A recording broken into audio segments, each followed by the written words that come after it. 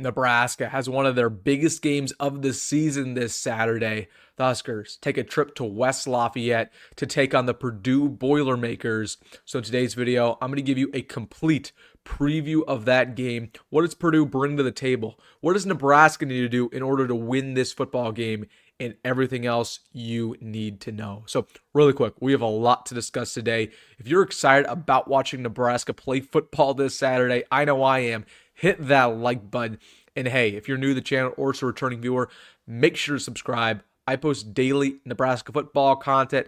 Nobody else on Husker YouTube does that. So make sure to subscribe. You will not regret it.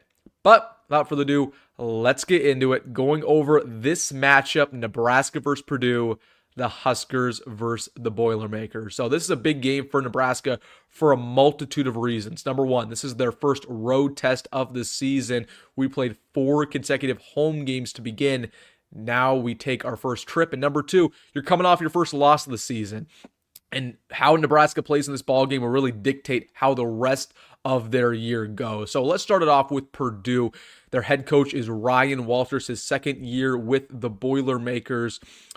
Previously, he was with Illinois as a defensive coordinator. He went 2-0 versus the Huskers in 2021 and 2022. But as the head coach of Purdue, he is 0-1 versus Matt Rhule and the Huskers. He lost in Lincoln last year. So Ryan Walters, a very energetic, defensive-minded young coach, has still yet to beat Nebraska as a head coach. But talking about Purdue so far this season, they're 1-2 with losses to Oregon State and a blowout loss to Notre Dame 2 weeks ago. And then they beat Indiana State the first week of the year. So not crazy, not too good. Of course, they struggled a lot last season. Let's get to their offense first, what the Boilermakers can do, getting touchdowns and getting to the end zone. So starting off with their quarterback, Hudson Card, for the second year in a row. He was previously with the Texas Longhorns. So far this season, he has 450 passing yards and a completion percentage of 63%. He also has 6 touchdowns on the year and 3 interceptions. So right off the bat, with Hudson Card, we know what he brings to the table because we played against him last year. He's more of a pro-style quarterback, really strong arm, really decisive, but he has a tendency to throw some passes in harm's way, and that's why he has 3 interceptions on the season.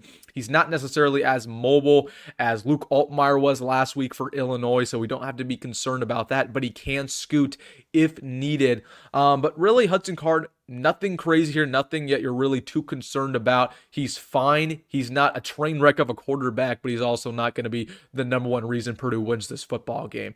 So we'll talk about their passing offense as this video continues.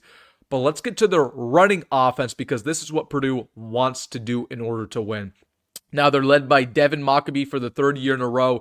This far throughout the season, he has 270 rushing yards, 1 touchdown, and get this, averaging 8 yards per carry. So Devin Mockabee is a very good running back, but they also have Reggie Love in that room so far this season. He has 180 rushing yards, 2 touchdowns, and is also averaging 6 yards per carry himself. And he was previously with Illinois, so a guy who's been in Big Ten play before. So very, very good running back for Purdue. They're deep. They have a bunch of bruiser running backs. Nebraska has struggled against that, whether it was with Illinois last week or against Northern Iowa.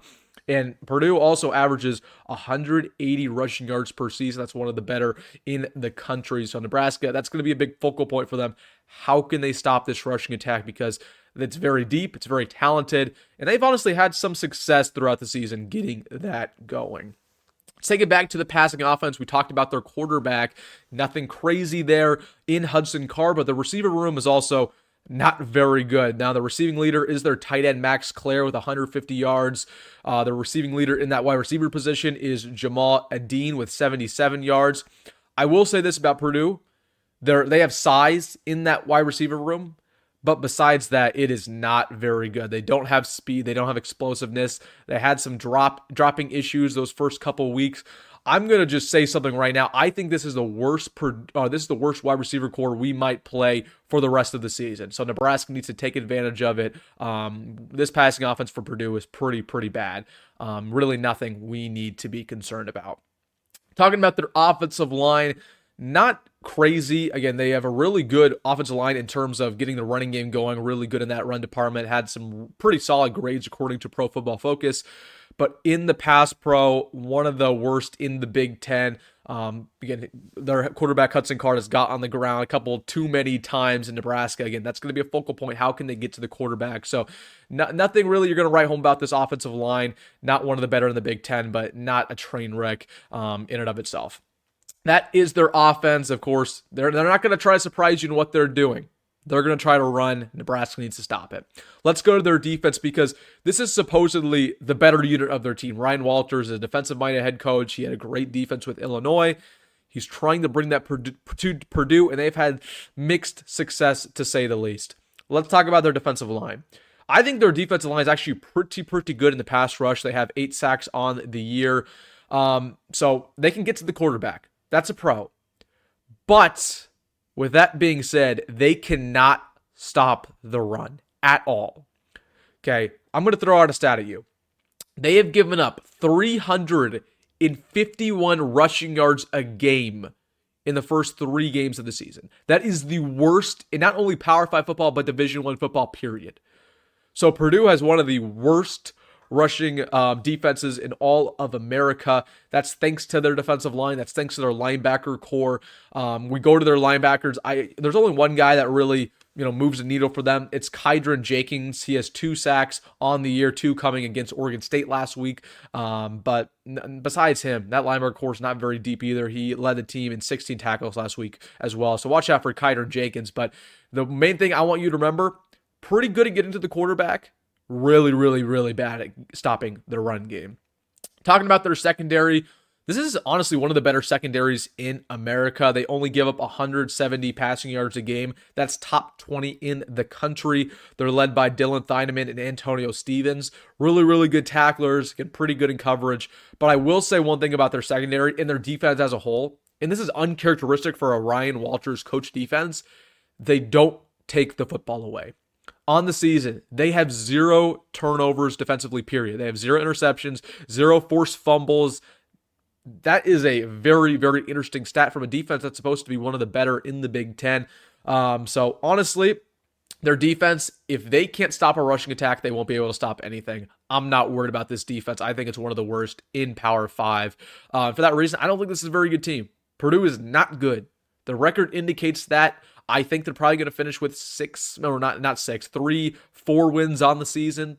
That might be generous. So Purdue is in for a very long year. Nebraska, it is a test that we play on the road. We've had limited success in West Lafayette in the past. Of course, last time we were there in 2022, we lost in a shootout. We've lost there a lot. I think that changes this year. I'm not going to give you my predictions as usual until Friday. But I'm going to give you my keys to the game. How can Nebraska win this football game? Number 1, run the darn ball.